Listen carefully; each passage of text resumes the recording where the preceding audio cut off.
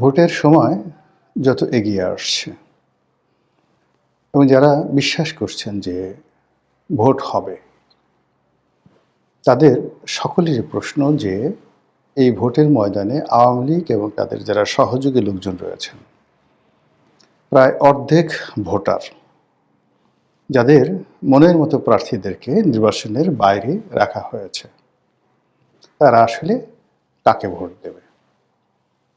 বিএনপিকে, এনসিপিকে, নাকি জামাতকে? এটা হলো এক।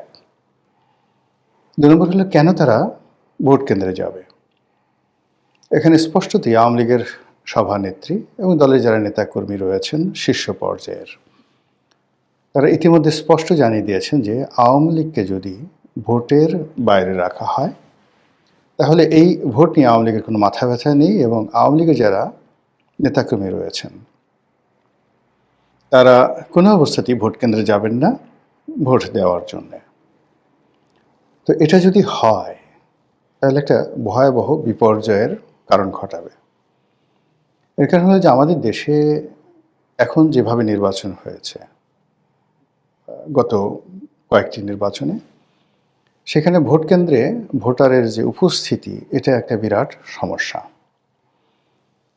আওয়ামী লীগ একছত্রভাবে তাদের সকল রাষ্ট্রীয় ক্ষমতা তারা প্রয়োগ করার পরেও 10%, 15%, 20%, মানে এক একটা নির্বাচনী এলাকাতে এক এক রকম ঘটনা, এবং কোনো কোনো জায়গাতে এমনও হয়েছে যে শতকরা 5 ভাগ ভোটারও ভোট কেন্দ্রে উপস্থিত হয়নি বিগত তিনটি নির্বাচনে। আবার কোনো কোনো কেন্দ্রে 70% ভোটার উপস্থিত হয়েছে, যেখানে আসলে শক্ত প্রতিদ্বন্দ্বী প্রার্থী ছিল এবং হাড্ডাহাড্ডি লড়াই হয়েছে। তো সেক্ষেত্রে সামনের যে নির্বাচন, এটিকে যদি প্রতিদ্বন্দ্বিতামূলকভাবে শো করা না যায় ভোটারদের কাছে, এখানে সেই 5%, 10%, 11%, 12% এরকমই হবে, এর বেশি হবে না। আর কিছু কিছু জায়গাতে হয়তো 80% হয়ে যেতে পারে, যেখানে আসলে ভোটের মাঠটা ইতিমধ্যেই জমজমাট হয়ে পড়েছে। তো সমস্যাটা কোথায়? অতীতে আওয়ামী লীগ যেটা করেছিল সেটা হলো তাদের অনুগত প্রশাসন ছিল, মিডিয়া ছিল, এবং তারা ওই মুহূর্তে ভারত, আমেরিকা, ইউরোপীয় ইউনিয়ন কাউকেই পাত্তা দেয়নি। ফলে তার ইচ্ছামতো ব্যালট বাক্স ভরেছে, ইচ্ছামতো রাখতে ভোট করেছে, ইচ্ছামতো বিনা ভোট করেছে, ইচ্ছামতো রেজাল্ট ঘোষণা করেছে এবং সবাইকে সেটা মেনে নিতে হয়েছে। কিন্তু এবার তো এটা 1% সম্ভব নয়। এটা করার সঙ্গে সঙ্গে ইলেকশন কমিশন সেখানে ভোটটা বন্ধ করে দেবে। তাহলে ভোটারের উপস্থিতিটা যদি নিশ্চিত করতে হয়, সেক্ষেত্রে আওয়ামী লীগের ভোটারদেরকে আনতেই হবে মাঠে। এটি এত কঠিন একটা বিষয় যে হিমালয়ের যে পর্বতমালা, সেটিকে যদি কাঁধে এনে বা ঠেলে, গুতিয়ে, ধাক্কা দিয়ে আপনার বাড়ির পাশে আনার কেউ চেষ্টা করে, ওটা যেভাবে কঠিন, একইভাবে এই ভোটের ময়দানে আওয়ামী লীগের যে 50% ভোটার আছে, তাদেরকে ছলে বলে কৌশলে ভয় দেখিয়ে, টেনে হিসড়ে, প্রলোভন দেখিয়ে, হোয়াট এভার মেবি, আপনি যেটাই বলেন না কেন, ভোট কেন্দ্রে আনা ওই রকম কঠিন একটা বিষয়। এটা হলো আমার ব্যক্তিগত অভিমত। 2 নম্বর হলো যে আওয়ামী লীগ যদি এই নির্বাচনে কৌশল করতে চায়, মানে খেলতে চায় প্রার্থীদেরকে নিয়ে, তাহলে যেটা হবে সেটা হলো তারা সেই একটা জায়গাতে জামাতের ময়দানে উপস্থিত হবে, যেখানে তারা কৌশল মনে করবে যে আমাদের প্রার্থী স্ট্রং। আর অন্য জায়গায় তারা বিএনপির প্রার্থীর পক্ষে নামবে, জনসংখ্যা বড় হবে এবং প্রার্থীদেরকে মাথায় তুলে নাচবে, মনে হচ্ছে যে প্রার্থী তারা জিতে গেছে। কিন্তু শেষমেশ তারা ভোট দিতে আসবে না, যাবে না, বা ভোট কেন্দ্রে ঢুকে তারা ব্যালট পেপার নষ্ট করবে এমনভাবে। তাতে কি হলো যে সবাই একটা ইমেজে রইল, ভোটের দিন পর্যন্ত প্রচুর ভোটার উপস্থিত হয়েছে, আওয়ামী লীগের সব লোক ভোট কেন্দ্রে এসেছে, কিন্তু শেষমেশ তারা ভোট দেয়নি, হা ভোটের জায়গায় না ভোট দিয়েছে, না ভোটের জায়গায় হা ভোট দিয়েছে। আর প্রার্থীকে এমন সিল মেরেছে প্রতীকের উপর, যেখানে ভোটটা নষ্ট হয়ে যায়। তাহলে কি হবে বলেন? এরকম একটা অবস্থাতে কি হবে? দিন শেষে দেখা গেল যে সবাই এটা মারাত্মক বিপদে মানে ফেলবে।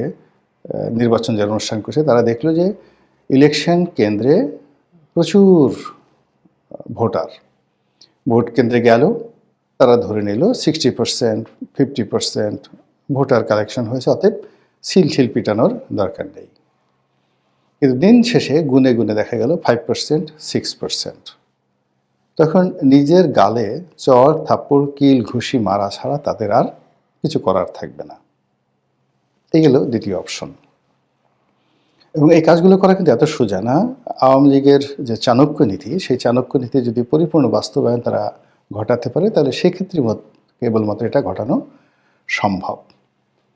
থার্ড যে অপশন, সে অপশন হলো এলাকার যারা প্রার্থী তারা আসলে সত্যিকার অর্থেই আওয়ামী লীগের নেতাকর্মীদেরকে উদ্বুদ্ধ করতে পারলো তাদের ম্যাগনেটিক নেতৃত্ব দ্বারা, তারপরে তাদের বক্তব্য দ্বারা এবং তাদের নানা রকম কর্মকাণ্ড দ্বারা আওয়ামী লীগের যারা নেতাকর্মী তারা উদ্বুদ্ধ হলেন এবং আওয়ামী লীগের ভোটারদের জন্য একটা নিরাপদ জোন, সেফ জোন সংশ্লিষ্ট ইলেকশন কমিশন, প্রশাসন সবাই মানে সেখানে উন্মুক্ত করে দিল যে এখানে যাদের বিরুদ্ধে মামলা আছে, তারপর যারা চিহ্নিত সন্ত্রাসী অপরাধী, তাদেরকে বাদ দিয়ে আওয়ামী লীগের যারা ক্লিন ইমেজের লোক তারা যদি ভোটের ময়দানে আসেন তাদেরকে সম্মান জানানো হবে, এমনকি তাদেরকে মঞ্চেও নিয়ে বসানো হবে। এবং এটি যদি শান্তিপূর্ণভাবে করা হয় তাহলে আওয়ামী লীগের যে রাজনীতি এটি খুবই কঠিন হয়ে যাবে আগামীর দিনগুলোতে। এবং সেক্ষেত্রে যারা যোগ্য প্রার্থী তারা এখানে লাভবান হবে। 4 নম্বরে যেটা মনে হচ্ছে সেটা হলো যে আওয়ামী লীগের কিছু লোক গেল, ভোট দিতে গেল এবং তারা প্রার্থীদের এবং রাজনৈতিক দলগুলোর যে গত সেই 17 মাসের যে কর্মকাণ্ড, সেই কর্মকাণ্ডকে যদি তারা বিবেচনায় নেয় এবং সেই অনুযায়ী যদি তারা ভোট দিতে চায়, তাহলে বিএনপির কপাল খারাপ। এক্ষেত্রে জামাত, এমনকি এনসিপি, এমনকি চরমোনাই যারা প্রার্থী আছেন তাদের কপাল খুলে যাবে।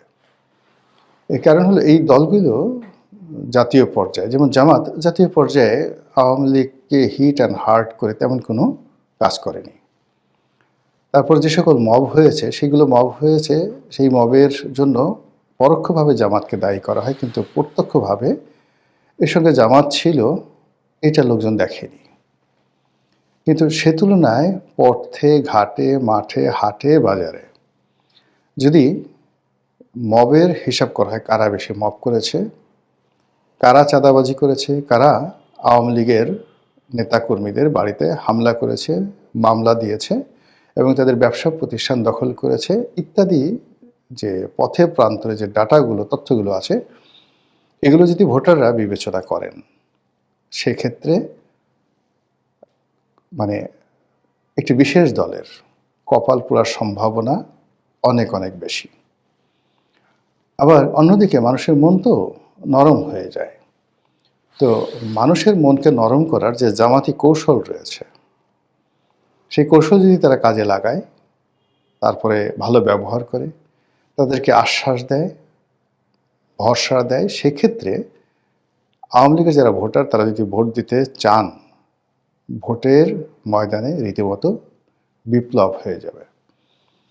এটাকে যারা ম্যাটিকুলাস ডিজাইন বলবেন বা অন্য কোনো কিছু বলবেন, এতে লাভ হবে না। মূল ব্যাপার হলো যে এই বাংলাদেশে আওয়ামী লীগের নেতাকর্মীদের বিরুদ্ধে যারা মামলা করেছেন, এই মামলার বাদী কারা, কয়জন আছে জামাতের লোক মামলা করেছেন, কয়জন বিএনপির লোক, কয়জন এনসিপির লোক, খুঁজে দেখেন, সে অনুযায়ী ফলাফল হবে। এখানে শেখ হাসিনা উনি যতই বলে দিন না কেন, ভারত যতই বিএনপিকে ফেভার করার চেষ্টা করুন, তারপর যাকে বলা হয় প্রশাসন বিএনপির ব্যাপারে যতই ঝুঁকে থাকুক না কেন, এখানে যদি মানে শক্তি প্রয়োগ করে, প্রশাসনিক শক্তি প্রয়োগ করে ব্যালট বাক্স না ভরা হয় এবং এখানে যদি যাকে বলা হয় একটি ভুয়া রেজাল্ট শিট তৈরি করা না হয় প্রশাসনের তত্ত্বাবধানে, কিংবা এখানে যদি সেনাবাহিনী সরাসরি হস্তক্ষেপ করে একটা ঘোষণা দিয়ে দেয়, এই কাজগুলো যদি না হয়, সেক্ষেত্রে ভোটের মাঠের যে চালচিত্র, সেই চালচিত্রে আজকের দিন পর্যন্ত বেশিরভাগ সিটে জামাতের প্রার্থী এগিয়ে থাকবে এবং বিভিন্ন এলাকাতে যারা ইসলামপন্থী রয়েছেন, যারা মহিলা ভোটার আছেন এবং যারা এই বছর তরুণ প্রজন্মের ভোটার হয়েছেন, তারা যে আসলে শেষ মুহূর্তে কি করবে এটা বলা যাচ্ছে না। তা আমরা আলোচনার শুরুতে আবার চলে আসি, যেটা বলছিলাম যে আওয়ামী লীগের ভোট মানে কোন দিকে যাবে বা আওয়ামী লীগের ভোটাররা কাকে ভোট দেবে।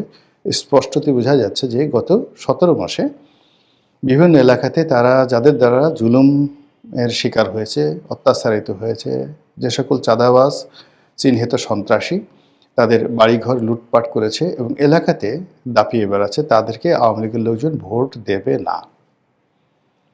আওয়ামী লীগের লোকজন যদি জোর করে তাদেরকে আনা হয়, এমনকি বুথের মধ্যে ঢুকিয়ে দেওয়া হয়, সেক্ষেত্রেও ফলাফল খুব ভালো আসবে না, খুব খারাপ আসবে।